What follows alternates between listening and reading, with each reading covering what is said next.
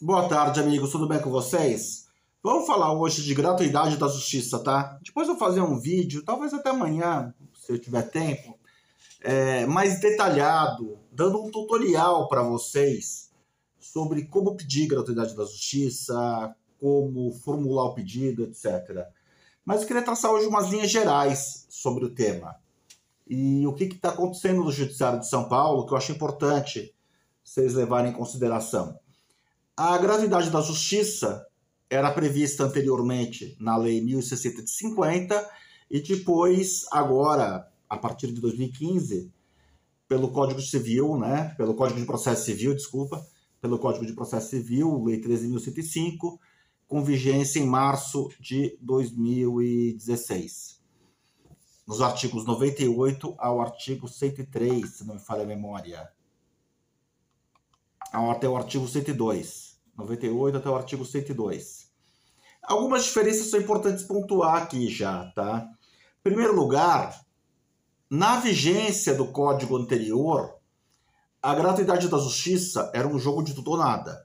Ou você é pobre para todos os atos do processo, ou você não é pobre, na acepção jurídica do termo, para nenhum ato. Então, ou você tem que pagar todas as despesas processuais, ou não tem que pagar nada. Hoje, o CPC ele fala que a gratuidade pode abranger certos aspectos do processo e não abranger outros. Então, por exemplo, eventualmente, a parte pode ter recursos para pagar a distribuição de custos iniciais, que é 1% sobre o valor da causa. Mas pode ser que ela não tenha esses recursos para pagar eventual preparo de apelação, que em São Paulo são 4% sobre o valor da causa, né? Então, essa diferenciação é importante a gente observar também. Mas o mais importante aqui, nos tribunais do Brasil, mas eu falo muito da minha experiência, que é o estado de São Paulo, é que se dá conta uma certa inversão do movimento dos tribunais em relação à gratuidade. Explico. Nos anos 2000, bastava você fazer uma mera declaração no processo de que o cliente não tinha condições de pagar as despesas de um processo, de um judicial, sem prejuízo do próprio sustento, que em 99,9% dos casos a gratuidade era deferida. E quando não era deferida em primeira instância, você agravava de instrumento e conseguia aquele benefício em favor do teu cliente. E em muitos casos, eu já vi muitos casos, onde a gratuidade foi incorretamente deferida. Pessoas que ganham 10, 15, 20, 30 mil reais com gratuidade da justiça para uma ação cujo valor de causa era 200 mil reais. Com um detalhe, naquele período, o valor das custas era de 1% para a distribuição da ação e 1% para o recurso de apelação. Depois isso modificou, se não me falha a memória, em 2008 para 2% sobre o valor da apelação.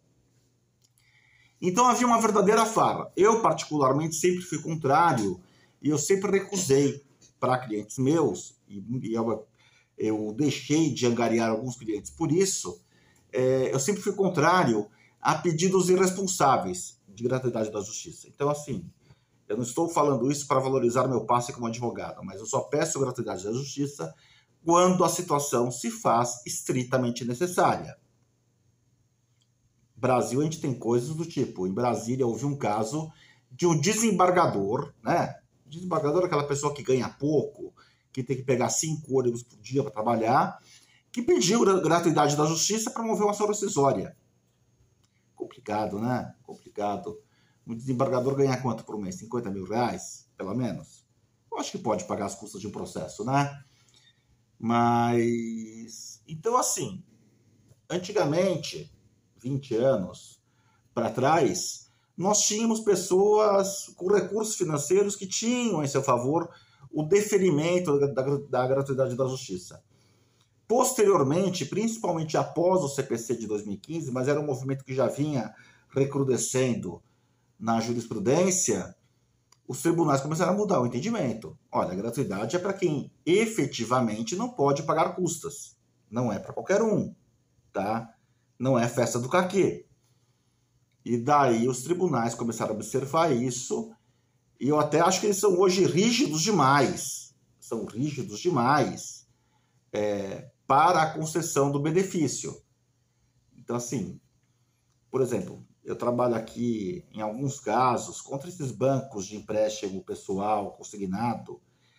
E assim, meus amigos, só o fato da pessoa precisar pegar recurso emprestado numa Crefisa ou no Daicoval, que são bancos que cobram 15, 20% ao mês, eu acho que isso já é um elemento, para mim, muito forte de necessidade do benefício da gratuidade da justiça. Porque só alguém que está desesperado por dinheiro, em uma situação de pobreza, aceita esse tipo de taxa de juros.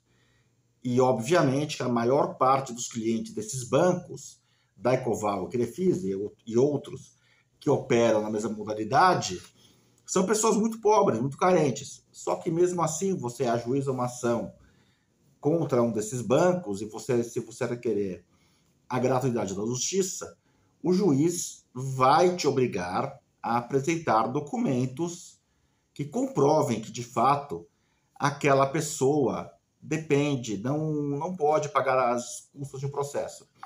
Então, para evitar essa porrinhação de você distribuir a ação e o juiz te dar um despacho falando comprove o autor em 15 dias com documentos, a necessidade da concessão dos benefícios da gratuidade da justiça, conselho que o tio Papini aqui dá, que o doutor Paulo Antônio Papini aqui dá, que o professor Paulo Papini dá, é o seguinte, meus amigos.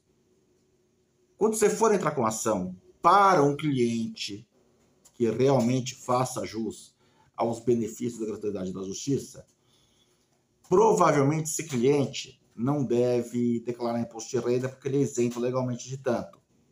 Então pegue o CPF, você tem o CPF do cliente, você tem o RG do cliente, você tem a data de nascimento do cliente, você vai digitar no Google restituição de imposto de renda. Vai aparecer uma tela para você. Depois eu vou fazer um tutorial com vocês vou gravar até no computador o vídeo com um tutorial para vocês identificarem. Vai aparecer uma tela para vocês vão colocar período, exercício, né? CPF do cliente, data de nascimento, aquele código para você constatar, para o sistema verificar que você não é um robô, etc. E vai aparecer que aquela pessoa não declara imposto de renda. Daí, além disso, você pede para esse cliente te mandar extrato bancário dos seus últimos 3 meses.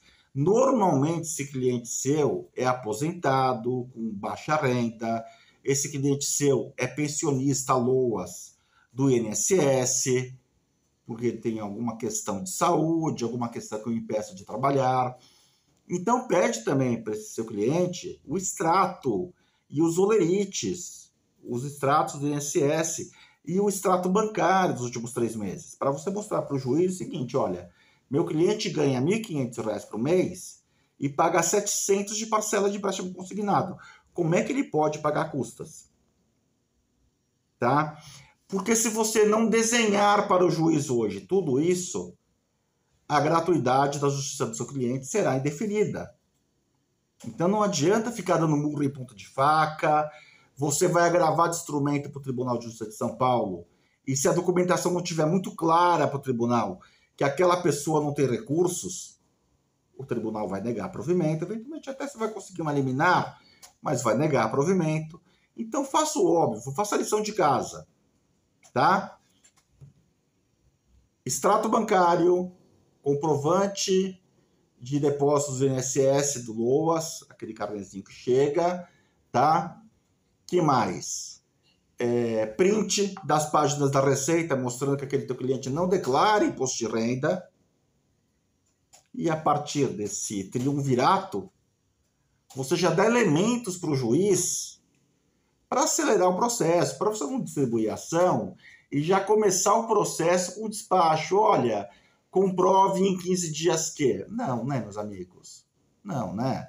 A advocacia tem que dar para frente. Você não pode ficar distribuindo o processo para ter que ficar se arrastando em apresentação de documentos, etc. A advocacia é processo, é marcha. Marcha para frente, nunca marcha para trás. Tá legal? Abraço a todos e bom dia.